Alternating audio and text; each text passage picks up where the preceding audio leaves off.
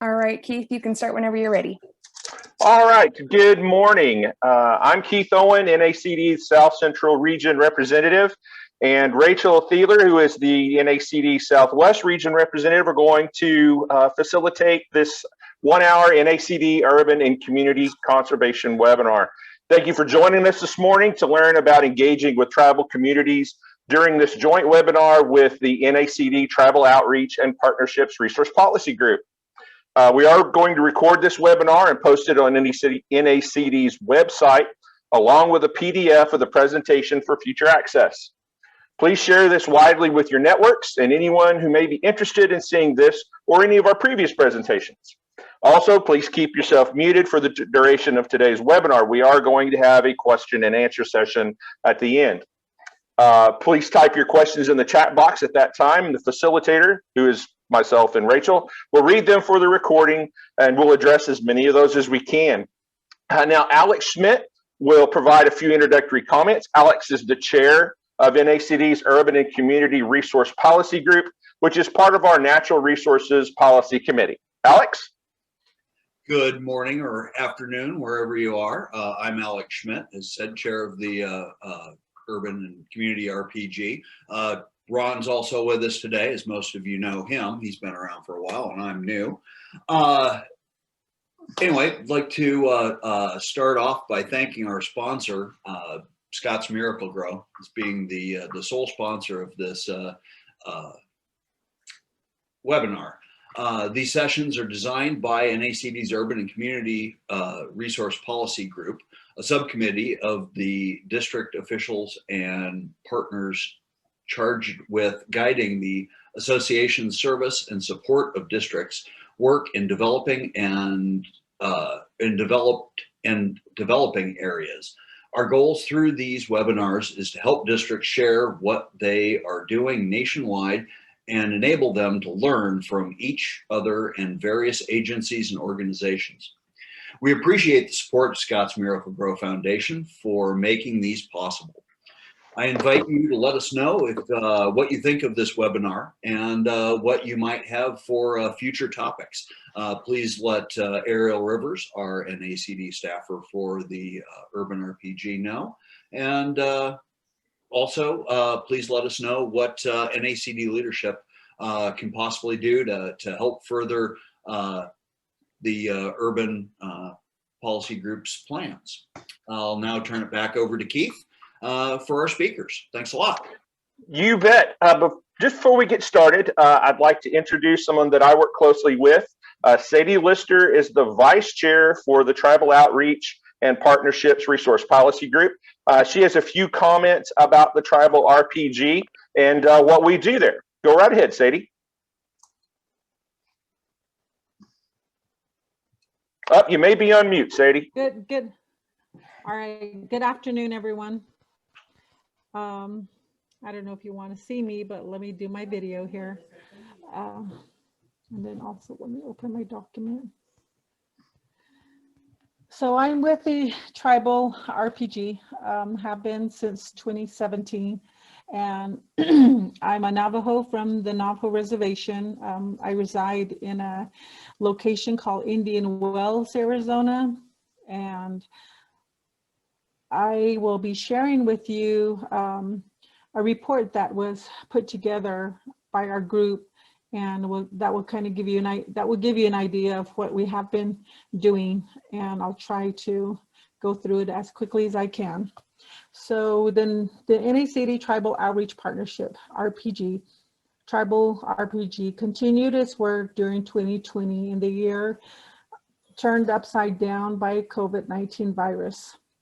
Switching to conference calls, Zoom video meetings, the Tribal RPG carried on and did what other NACD committees and RPGs did. The Tribal RPG came together 5 times during the year 2020 and also includes the face-to-face meeting in Las Vegas, Nevada, which was the NACD 2020 annual meeting. And the activity summary that I have outlined has some important activities that we have done. and looking at some primary work areas, key partnership with tribal organizations, encouraging outcomes, and then some significant issues facing the tribal RPGs initiative. The primary tribal RPG work areas: staying informed with partnership activities by receiving reports from tribal RPGs, NACD region representatives, preparing a number of success stories and related articles for publication in the NACD's e-resource and the resource publications about successful partnerships between tribes and district conservation districts. We also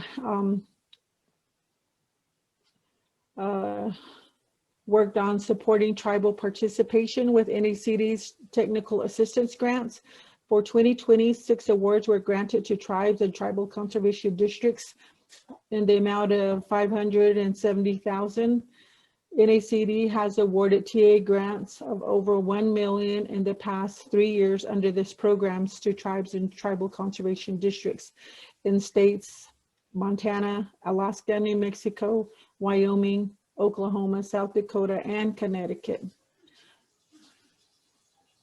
Also reviewed and supported USDA's NRCS implementation of the 2019 Farm Bill relating to tribal issues, including agency, tribal consultation, changes and opportunities for tribes, streamlining of programs to improve tribal participation, targeting specific priorities, practices across NRCS funding pools, increasing in management payments above caps for construction payments, and then recurring issues such as land ownership fractionation that may be affected by new one contract emphasis, together with buyback provisions. A role that the tribal RPG is to provide input to NRCS on Farm Bill guidance procedures and future regulations on current Farm Bill implementation. Also evaluating the support the tribal RPG and NACD can provide toward the development of Indigenous Field Technical Guide. RPG members and partners provide input to how to incorporate Indigenous agricultural practices into NRCS technical and financial assistance programs. Also to participate in the development of NACD, NCF, and INCA applications for grant funding by the Native American Agriculture Fund. NACD submitted an application to seek funds for 2 tribal collegiate students, interns, to become familiar with NACD's national effort working on behalf of local conservation districts and to participate in NACD tribal RPG activities. INCA, which is Indian Nations Conservation Alliance, submitted an application to partner with NACD on technical assistance grants for tribes and tribal conservation districts, including funding for INCA staffing efforts to prepare tribes for TA grant awards. NCF had prepared an application under NAAF youth category that seeks funds to support diversity grant efforts to reach out to tribal students to participate in the Envirothon program. These grant applications did not receive NAAF approval. The tribal RPG will consider how to successfully participate in this grant opportunity in the future. Reviewing and exploring interests in recent MOU between NRCS, BIA, Farm Service Agency, especially as it relates to agency obligation for consultation with tribes. Although tribal consultation is more complicated than, say, NRCS Conservation District consultation regarding program rollout, funding, and related matters, there may be some common issues about consultation that the tribal RPG can illuminate and address through NACD agency partnership. The Farm Bill provisions for alternative funding arrangements and related policy and guidelines under development raises a good example of issues on timing, notification, and tribal access under the consultation process that the tribal RPG is reviewing with agency representatives. to also engage in a series of discussions with other NACD RPGs, starting with NACD Urban and Community RPG, looking for points of common or mutual interests, which is today, hosting a continued series of breakout sessions at NACD's annual conference to inform a larger audience of NACD members and conference attendees about the work of the RPG and the varied tribal organization partners now engaged in RPG's outreach and partnership efforts. Develop models for communication through examples of success to assist conservation districts and tribes to reaching out to one another.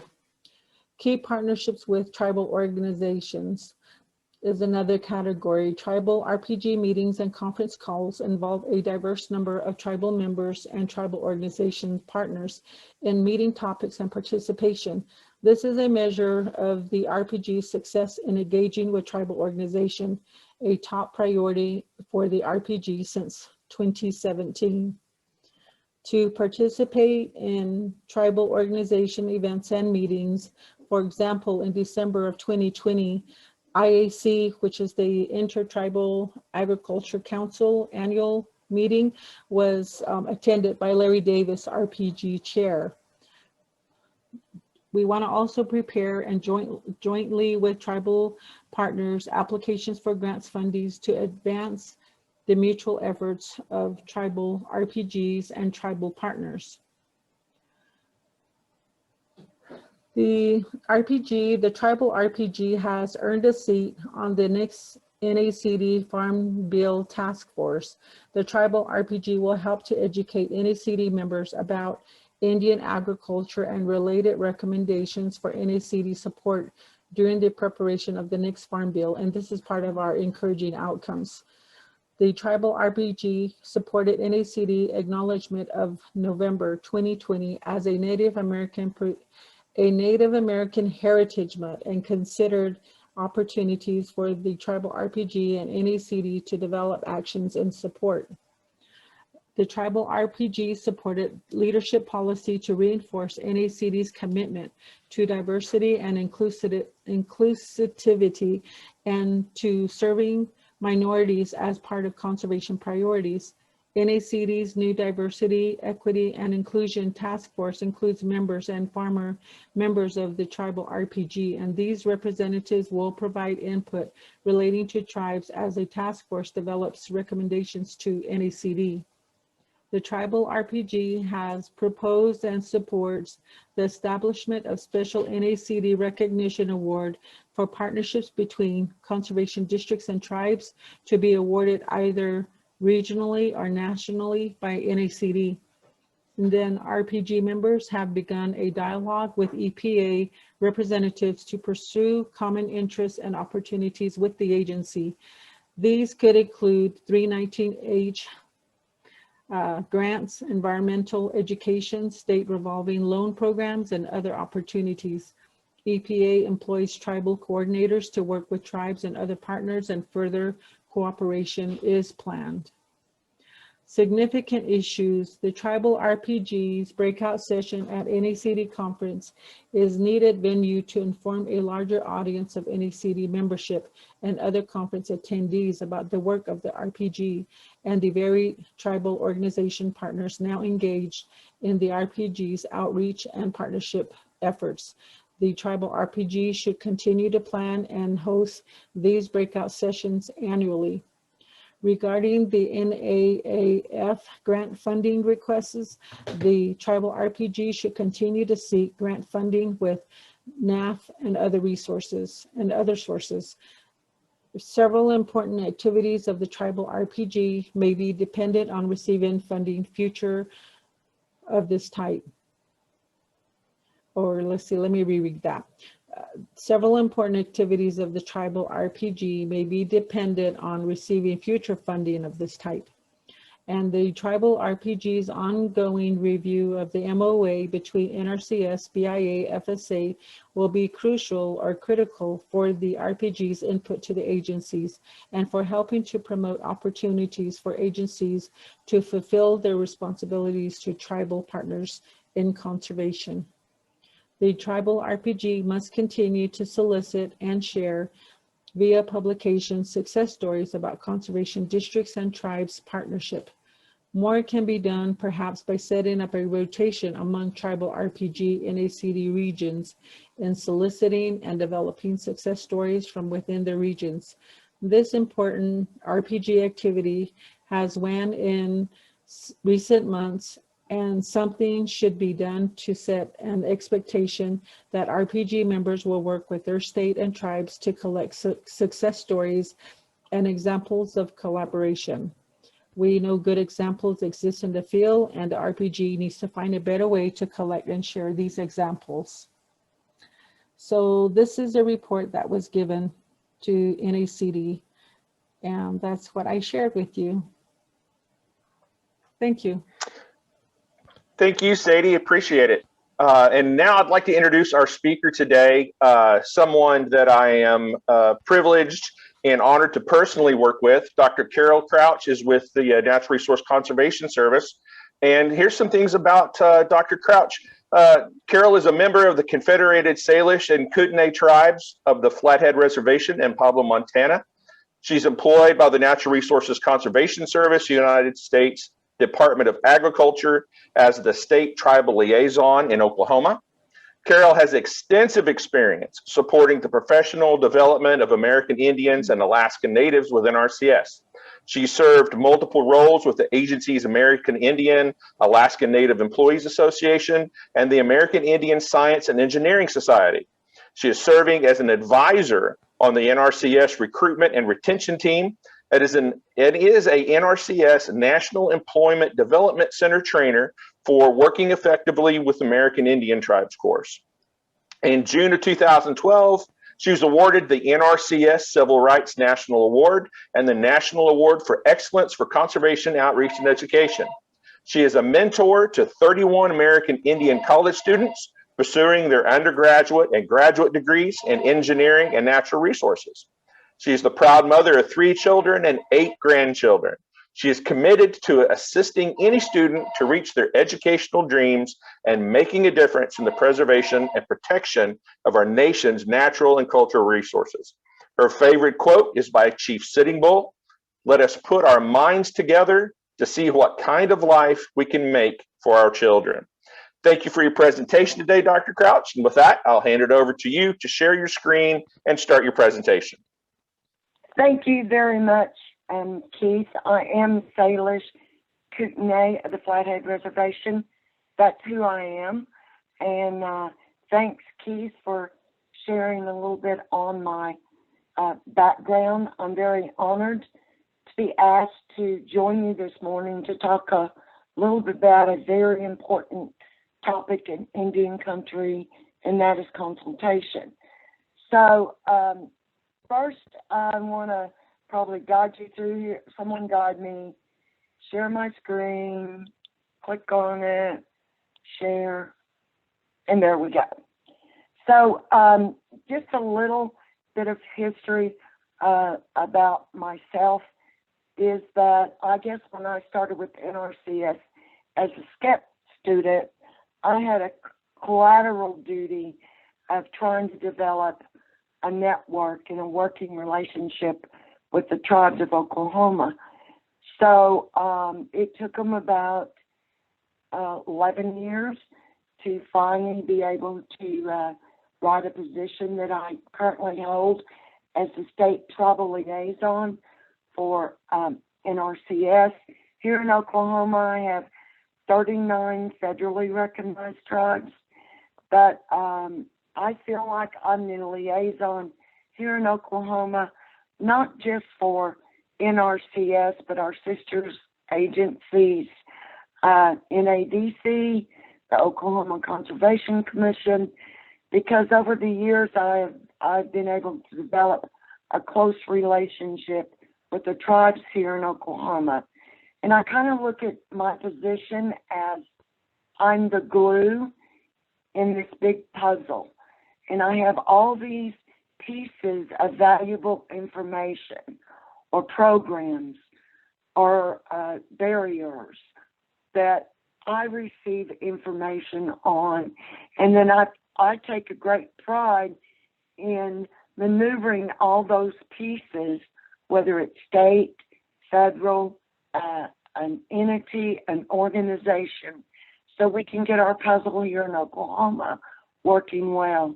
And so with that being said, I do talk about consultation a lot in our working effectively with American Indian tribes. That's a training that we do nationwide. We have a cadre of 11 people that deliver this training. I just recently held an executive session here in Oklahoma. I provided Kendra and Keith a flyer this morning that kind of, if you review that flyer, it kind of tells you what we cover in the Working Effectively. And one of the main topics always is consultation. And the main thing I want to share with you this morning is there's not a cookbook on how to do consultation, but however, I do have maybe some key points I'm going to share with you real quickly this morning so that we'll be able to have some questions at the end. So, I like this quote here, and this chief who says, man has responsibility, but not power. One of the main obstacles that occurs in consultation with tribes is sometimes they perceive us as coming in with a power to tell them what to do rather than our responsibility to consult and collaborate with them. So, what is really in the best interest of American Indian tribes and Alaskan Natives? You really don't have that answer unless you ask. And so, the main purpose to me is to have a discussion so the views of the tribes are shared with you, not only on their natural resources and their cultural resources, but maybe projects, grants, opportunities that are provided, example, through NACD. So how do we reach out and, as I say, bridge those gaps between all of the different entities, state and federal, that have opportunities for tribes, or that we may just be able to do technical assistance and oversight and that thing. So, basically, we have to ask them first. You'll find that there's a lot of definitions for consultation. I just wanted to put up some key points here. Consultation involves participation, and that just means just talking and collaboration. Remember, consultation is a two-way street. So for us here in Oklahoma, when I hold face-to-face consultation meetings, I invite all of our USDA leaders. And when we go to the tribes and meet with them, we're meeting on their ground, on their tribal reservation, in their gathering room. We let the leadership invite who they think is beneficial. The main thing in this collaboration is you can't have a two-way conversation unless you're a good listener first. And that always has to occur in order for you to know what the situation is, what assistance that you can provide. So it starts with that collaboration. One thing I did want to point out that has occurred in the past years with all of our presidents has been reinforcing the executive order 1375, and it's just that collaboration and consultation with tribes. Now, President Biden stepped right up to the plate when he was in office and signed this on January the 26th. I have a copy of that. I provided that to Katrina. If you would like to do that, have a look at that as well. Also, I will send Keith and Katrina the most recent MOU BIA agreement that NRCS signed here with leadership in Oklahoma at the IAC conference in 2019. I think it's a very valuable document that kind of helps you guide on some of what ends up in a document after you've had that collaboration. So I know that I have a federal hat to wear in my position. I sit on a national committees in civil rights. So basically, today I'm not just going to talk about federal agencies, but what you first need to talk about is the level of consultation. Now, here in Oklahoma, our level of consultation starts with that tribal leader. And the leadership to leadership is very important just because of our trust responsibility as well as respecting the sovereignty of tribes as one nation. And, you know, one thing when you're getting this consultation is preparing the consultation process. I know sometimes you don't know what door to knock on first. That's part of that process. Reach out to individuals that are working with the tribes. A best example I can have, for example, is like Tony Fitzpatrick. She's the executive assistant for my state conservation, Gary O'Neill. What better person knows Gary's schedule as a leader and where he is and what time and that sort of thing? So make friends with the executive assistant of the tribal meeting. Know who that initial contact is. You can't always just walk up to a tribal leader's door and knock on it. One thing I wanted to talk about too was the meeting format. I don't work on any consultation meetings where we have an agenda. And I call that the meeting format because when you're consulting with tribes, it's their meeting. We have a time maybe that we start. We have introductions, but the format of the meeting is really decided with the tribe that you're collaborating with. One of the most important things you could do in Indian country is make sure you follow up. You know, example of that would be schedule a meeting with a tribe and had 6 or 7 of my USDA leadership, state leadership there. I take notes on things that we said that we would deliver and follow up with. And I make it spend my time and energy to make sure that we follow up on that. But the worst thing you can do is go in, have collaboration, and tell them you can provide more information, and then you don't do that. Then you've already built a barrier, and it's hard to break down those barriers once that they're established. So here's just some steps I'm going to run through very quickly. Like I said, there's really not a cookbook that can be utilized. Work on what's been built with the previous consultation relationship. So, for example, Keith may reach out to me and say, Carol, I'm looking at a particular tribe. What's your current relationship with them? Who's the current tribal leader? Also collaborate with your partners on a collaboration procedure, meaning that if I'm working with the tribes of Oklahoma, something's come up on a question about a grant or a program or a practice, I always keep a spreadsheet on those.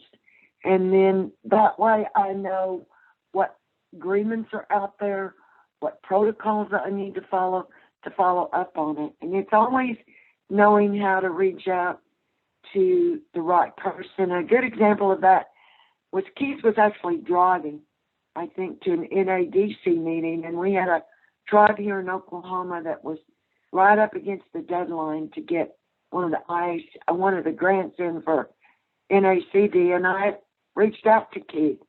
Well, it took a little collaboration, but Keith pulled over on the interstate and sat in his car and actually helped this tribe And I tell you one thing, when I visit that tribe, they always ask how Keith is, because they remember those extra steps. He followed through. It's that collaboration that they'll always remember. You know, I'm trigger happy here. I'm sorry this morning. Early as possible if you're going to consult with the tribe. This may not be as much with the NADC or an organizational entity, but the worst thing that we can do in Indian country is come back and consult with the tribe after something's already been passed as a program or policy, and then we come in the back door and say, hey, what do you think about this, after we've already implemented it. I know that y'all probably heard that a lot with your organization, but it still occurs today. So anytime, make sure you plan, do it early, and then establish those doors that you want to work on. Another thing I added this morning was establishing training programs on consultation. I know there's been some discussion that Roylene and I with NADC of possibly developing a special session for NADC or any partners for us to do a 2-day working effectively with tribes, training on consultation. Remember, consultation's tied directly to sovereignty. They are a nation. We are to consult with them. You can't do consultation without collaboration. So that's basically what it amounts to. And maintaining a reputation of honesty, integrity. I just gave you a good example of Keith and how that happened. I can't stress the fact of know the tribes in your area. Folks, one of your best resources to use is your tribal liaisons in each state that they exist. If you don't know, I'm a click away. Send me an email. Get on their websites. Learn about the tribes in your area. Click on government. See how their structure is. See who the current president or leader. When you're doing consultation, always make sure you have the right title. Here in Oklahoma, I have 9 different tribal leadership titles. So how effective is it if I'm reaching out to invite them and I actually send an invitation to Chief Anatoby of the Chickasaw Nation, and he's actually the governor. So use that website, look at their culture, look at their language, find out when their council meetings, know when their festivals are, see if they have a newspaper, select on that bar up there, learn a little bit about their elders. You know, these websites are really designed for their people to access, but it's one of the best tools that you can use to learn tribes in your area if you're setting up any kind of form of collaboration on any project. You don't have to be collaborating on a farm bill. You know, you could just be collaborating, asking their insight to what's working and how would you deliver the opportunity of a grant to this tribe? What's the best pathway? Who's the best contact to that tribe? So learn the tribes in your area as well. Here's a consultation guide. I sent this to Kendra and Keith. It is a guide for NRCS employees, but it has got some very valuable information, some good scenarios, some good definitions of the Indian country. So you're welcome to utilize that just as a reference tool if you'd like. So I know I went through everything real fast, and I want to thank you for the opportunity to join me this morning. If there's any questions, I'd like to ask if anybody has any questions in the chat, and I'll let Keith and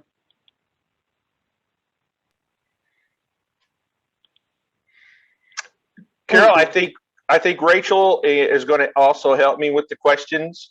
Okay. Thank you very much for that presentation. I appreciate the shout out that you gave me. The Muskogee Creek tribe is a lot of fun to work with. They have a fantastic natural resource, tribal natural resource management conservation district. They are one of our technical assistance grantees, along with several other tribes. But they are a group that I get to work with personally, and I really do enjoy them. So what we're going to do now is let's take a few questions. Now, Rachel, if you'll look back to the beginning of the chat, I believe there was also a question for Sadie that I think we'll also try to get to. But those of you that have questions for Dr. Crouch, if you would like to go ahead and put those in the chat, we'll get started on those. As folks are coming up, go right ahead. Oh, go ahead, Keith.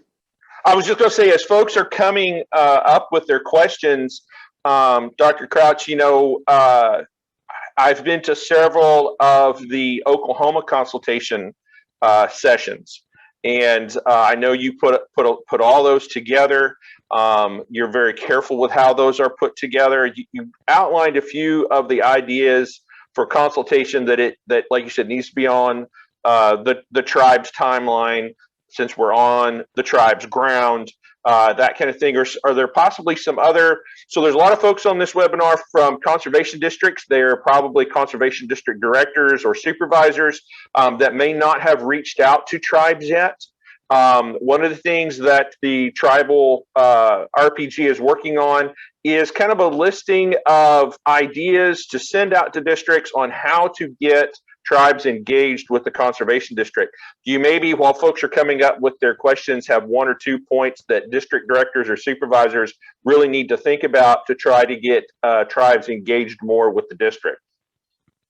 Yes, and I think it begins with what I was sharing with you. Is one of the first things you can do is go to that tribal website, find out who the tribal leader is, when their terms are, then make a call, and maybe you know you'll find a menu like the governor's office, and who you're going to get is usually the governor or the chief's executive session. Just introduce yourself. One of the things that tribes like is that building that trust and integrity. They like for you to ask them up front that this is what my goal is. This is why I'm calling today. Tell them that you don't have a relationship built with the tribe. So who would the best person be within the tribe that I could talk to about the topic that you're wanting to begin to talk with the tribes? Sometimes once you get that information, then send that directly. An introductory letter is so important for that. I know when I became the state conservationist here in Oklahoma, although I had been working with the tribes, my state conservationist wrote an introductory letter for me that went to all the tribes. Then I followed up with that introductory letter just to introduce yourself, to establish some communication, you know, that works both ways. Through that communication path, then it can lead to collaboration. It may take more than one or two calls. When you do that, be ready to take notes when you're talking to that individual. Always ask them if on their elders, you know, within the tribe. You always ask when they're having a homecoming or festival, because that proves to them you have an interest in what's ongoing for the tribe. Keith mentioned here, I hold our nation-to-nation consultation meeting. You know, and I invite all of our partners here in Oklahoma. I invite our Senate, our congressmen, our state representatives are invited. But when I do that planning of that, I also need to make sure of protocols, the traditions of that tribe, whether it's an opening prayer or an honor guard or a color guard. You know, you've got to do your little research to do that. And we talk about consultation here annually, like Keith talked about. all the tribal leaders are invited, but the tribal leaders extend that invitation to their staffs to join us that can receive valuable information. One of the best tools that you can have to open that communication with the tribe is to share them a success story. So during our Nation to Nation, I would say about 50% of our meeting is the tribe sharing their success stories. And it's from those success stories that lead to further collaboration. And it'll be like, wow, if the Seneca tribe, you know, could do that, and they built a people's garden with the Cecil High Tunnel, and it was showcased, then that just leads into more conversation. So if you're at a meeting and you're gathering at the NACD, don't tell the story for them. Let the tribe share their voice and share their success story. Success stories open up many, many doors. And maybe it's not your success story, but you want to share success stories as an example of what you want to accomplish and provide for the tribes. And always remember, sometimes tribes are approached so much to sponsor research and grants, but just let them know you're here to work with them and collaborate. You're not asking for anything but to share collaboration and communication.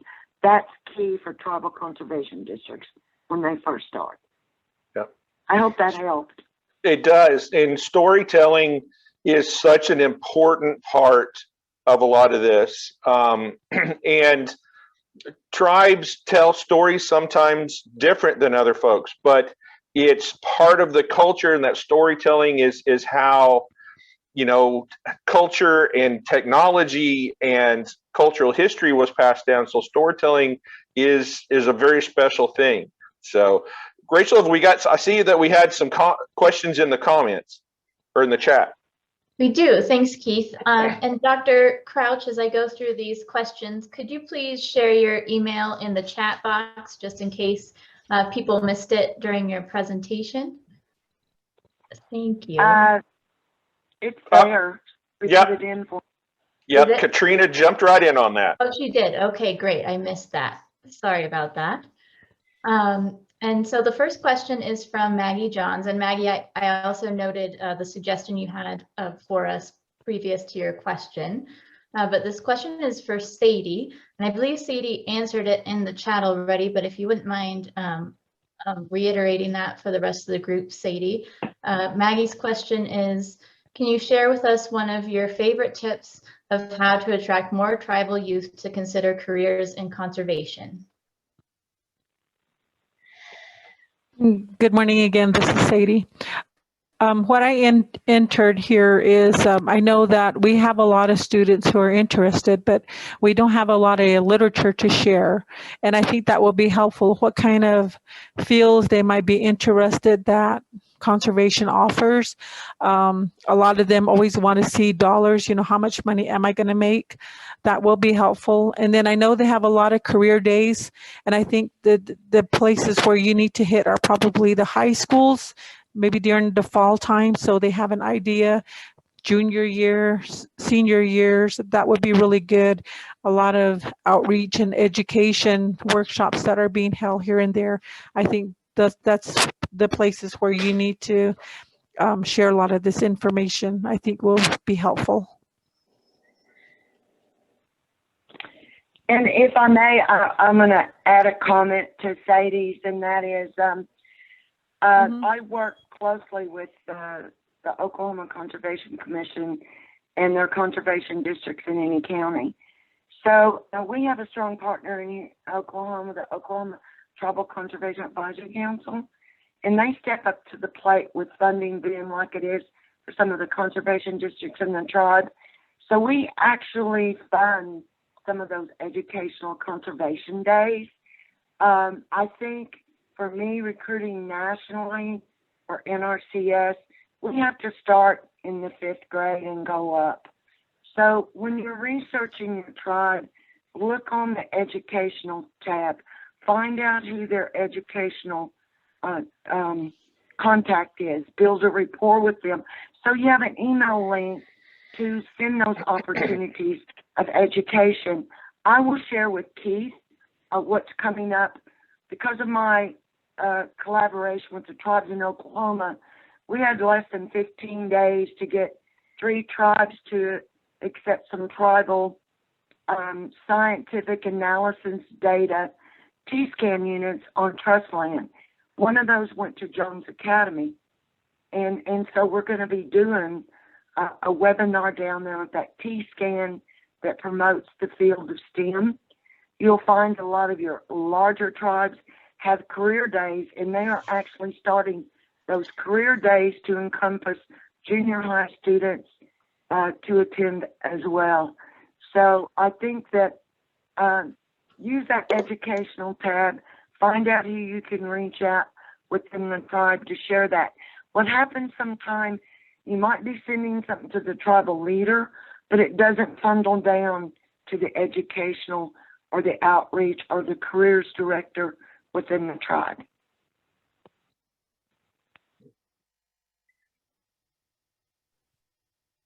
Thank you both, Dr. Crouch and Sadie. That's very insightful information. I think we can all get a lot from that when we're trying to engage with youth. So Betty Jo Tompkins has a question for Dr. Crouch, and that is, are you currently working with tribes within the state of Florida? Well, I work with some of the tribes here in Oklahoma. That is their traditional lands, and they still have it. I work mainly with the Oklahoma tribes, but as the ANIA president, I did work a lot with them and have contacts with the tribes of Oklahoma. So if you will just send me an email and your contact information, I'll send you who's working with the tribes in Oklahoma. I mean, in Florida, that can open up that door. Also, I might add that we are having listening sessions that we've started. It's the tribal liaisons across the nation. We just had one on the 18th. We've got lines set up for over 500. They last a couple hours, but you can use those as training. That's some of the topics on the tribal liaison networks that we're building. So I'll share that with Kendra and Keith as well. So y'all be welcome to the third learning circle for Indian country as well if you've got the time. So yes, I have information on who works with the tribes in every state. Thank you. All right, the next question is from Maggie Johns, and she says, Dr. Crouch, thank you for your wide breadth of service. Might you have any speaking engagements scheduled in the Pacific Northwest during 2021? And Maggie lives on Whidbey Island. Northwest being Northwest. I actually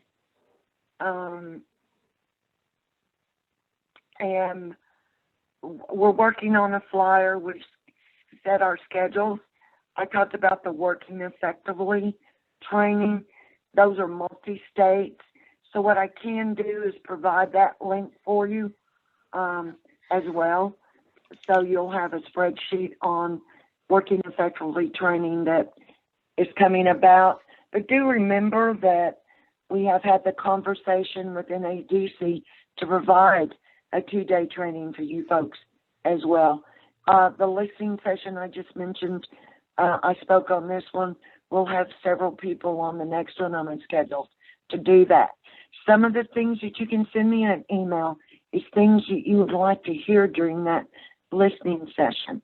So I'll shoot you a copy of the last invite so you can kind of see the format of what we're doing.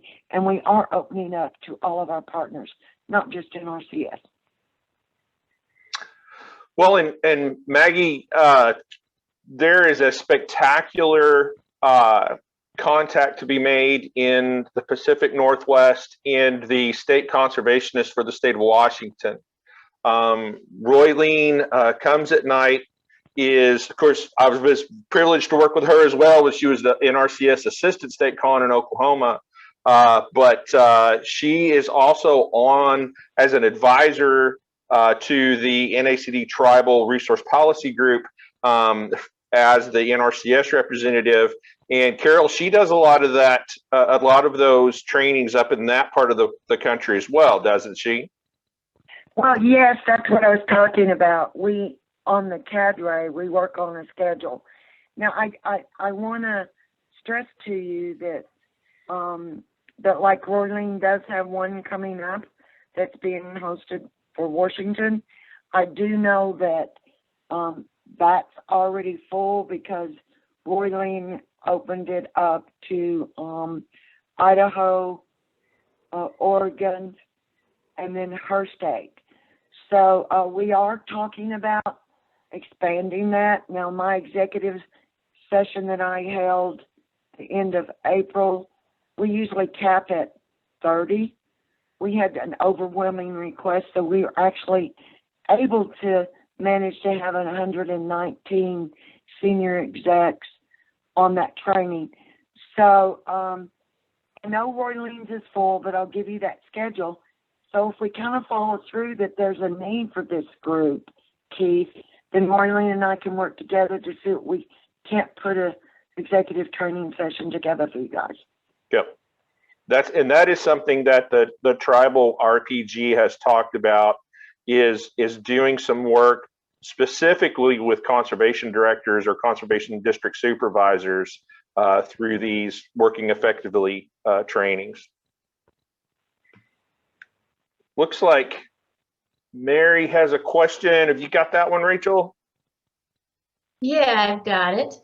So this question is from Mary Lagabo. Sorry if I mispronounced that, I probably did. And this is for Dr. Crouch, and she says, at my district, we've had a discussion about approaching tribes directly in our area with a desire to more closely collaborate. But there's a concern that as an individual soil and water conservation district, which covers solely the area of one county, we are too small to reach out to a sovereign nation with our asks due to the leader-to-leader respect concerns you've spoken to.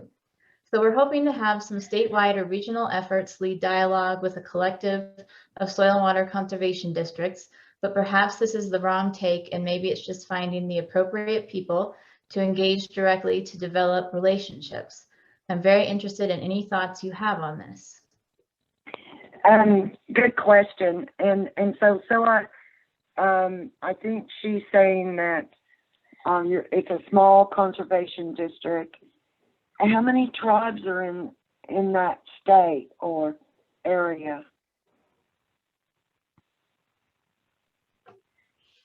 So, okay. I would think that the first thing that you need to do is you can look at your partners, any other tribal conservation districts in that state or the area. I think that just an introductory letter of what the tribal conservation district does opens up the door for that collaboration. That's as simple as it is. An introduction letter. We're here. This is what our objectives are as a tribal conservation district. You know, what your short-term, long-term goals are, who the contact information with the conservation district is. I think it would engage, you know, you can make a determination if you want to just send it to the one tribe that's in your area, or if there's several tribes in that area as well. I just think the acknowledgement of what you're doing and sending that introduction to the tribe opens up a lot of discussion when the introductory letter is just sharing your purpose, your goals, and what you do within their tribal. Maybe you're on their part of their reservation, or some of their reservation encompasses yours. So I think that's key. One of the things we do in the executive session is talk about jurisdictional boundaries and how they overlap and how to approach that. So send me a separate email if you would like, if I didn't answer that question for you, and I can assist you further. Carol, we've got about 4 minutes left, and you brought up something that I work with both tribal resource conservation districts on and just state soil and water conservation districts, is overlapping service areas. For instance, we've talked about the Muskogee Creek Nation Natural Resource Tribal Conservation District. Their tribal service area actually overlaps 3 other state conservation districts. And I've worked with those 3 other districts to develop a relationship with the Tribal Resource Conservation District, because it's extremely important that they work together. You might talk a little bit about, the tender subject of jurisdictions and service areas, and that conservation districts need to think about that and address that, because some tribal conservation districts in their service area service both tribal and non-tribal producers, and some tribes are only able to work with tribal producers. So you might talk a little bit about that as we close out in the last 2 or 3 minutes. Yeah. And Keith brings up a key point, and I'll just use an example. In the 2018 Farm Bill, there was funding set aside to address the invasive feral swine issue. Oklahoma got a couple of those projects. So I had a sister agency reach out to me and wanted to know the contacts of 2 tribes in the area of his map that he had that was jurisdictional boundaries. And so I replied back to him and said, hey, there's 5 tribes in your area, not 2. There are 5 tribes that have trust land that fall in those other 3 counties that sometimes your partners are not aware of. So I encourage you, if in your state, if there's a tribal liaison or NRCS, or reach out to me, I have a tribal jurisdictional map. And that kind of tells where the tribal jurisdictional boundaries overlap.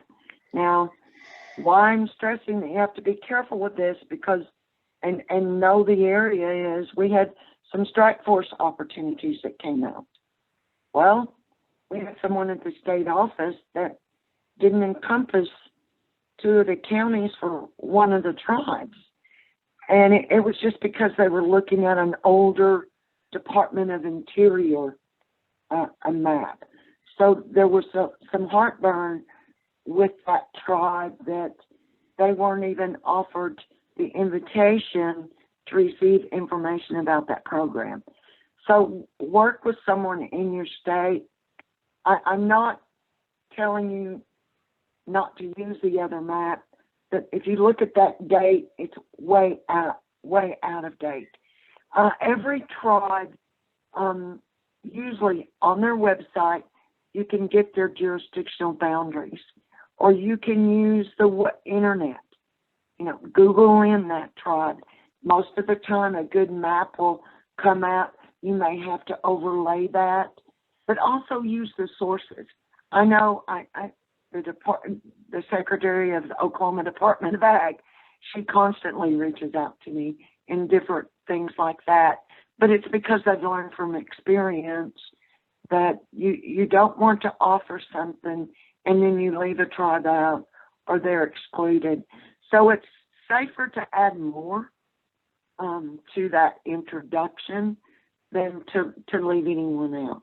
They'll always be the first one to share with you. And just because they share with you, don't take that as a negative or they're offended because you left them out. If you find out that a tribe's been left out, man, step up to the plate, let them know that, send a letter of regret, I guess you would say, to them, and then follow up with that as well. So I hope I answered that, Keith. You Just did. be safe rather Yep. than sorry. I know sometimes in our jobs we always think, well, we'll ask for forgiveness later. That's one taboo I want to share with you. Should never happen in Indian country, because Yep. Indians built an area of trust Yep. as well. So I just have a request. I know we're at the end of our time, but up in your view box in the corner, if y'all could hit gallery view, I would like to, is that it? What, are you wanting to get a screenshot of everybody that's Yeah. on the, yeah. Yeah. So everybody that's on, turn your camera on so that Dr. Crouch can get a screenshot of all everybody's pretty faces that are attendees. A gallery. There you go. All right. Thank you. So and that's one thing I'm talking about in Indian country, the eye contact thing. And this is some of the things we cover in our Working Effectively, and that's protocol. Believe it or not, when I set up consultation meetings, we're usually in a couple vehicles because it's other agencies that are joining us. And so it just so happened that we had 2 in a day, because I knew the first tribal leader had a plane to catch. So I knew we'd be out of there. But I actually called the governor's assistant.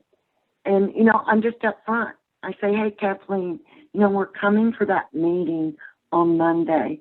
And I want to make sure that my tribal leadership is approachable. And I said, so can you share with me a little bit about the attire? And she just giggled and was very thankful. The attire that I was going in there was absolutely no coats, no ties, sitting down, no standing up over them. If you ever wonder why a tribal leader or group doesn't talk to you, if you stand up above them, we're not preachers. They want eye-level contact in a round-table discussion, so that they build a trust through eyesight, particularly in Indian country. Well, so the first one was, I did the same thing. I knew that governor was going to be coat and tie, all of his executives probably, all that. So those, they addressed appropriately. We stopped for lunch. When we got back in the car, had everybody take off their coat, tie, and that forth for the next meeting, because sometimes it sends a message. And it actually sent a message to the tribes that I asked, because they thought, how thoughtful of USDA to ask us that. If you don't know when you're in an area or going in for that meeting, another thing you can ask is the prayer. If you're meeting face to face, follow that lead. They want to share their culture. Most meetings will not start without a traditional prayer. Those will ask to stand. Always, sometimes when you're in meetings with tribes and leaders in consultation, we have a tendency to want to capture it. So we take photos. Always ask, before you do that. Particularly when we're working with our Working Effectively, I had to approach our elders on some of their blessings, maybe sacred. We turn the video camera off for those special things. So that's part of that floor mat before you go in for that meeting. Those are just a few tidbits I thought I'd throw in there since Keith offered up the opportunity. I've talked too much. I know y'all have got a full agenda. I've got to get on another call. So thanks for the gallery and Holly Toe. And you guys all stay healthy and safe. This COVID's not going to beat us. We may have to send up smoke signals, but we'll get the message out one way or the other. So thank you very much. I'm always a click away. Keith always knows where to find me. Connie knows where I am, Keith, 24/7. So thanks very All right. much. Thank you, Dr. Crouch. Well, and I want to thank both our speakers, Sadie Lister and Dr. Carol Crouch. Be sure and check our webpage for more information on both the urban and community agriculture RPG and the tribal RPG. We'll have a link to this presentation available on the NACD website, nacdnet.org, within the coming week. Also, be sure to sign up for our publications. They're all free. They're a nice addition to your email every day to take a look at. And I appreciate everyone being here. I want everyone to have a great day. And that's the end of our session for today. Thanks, everybody. Have a great day.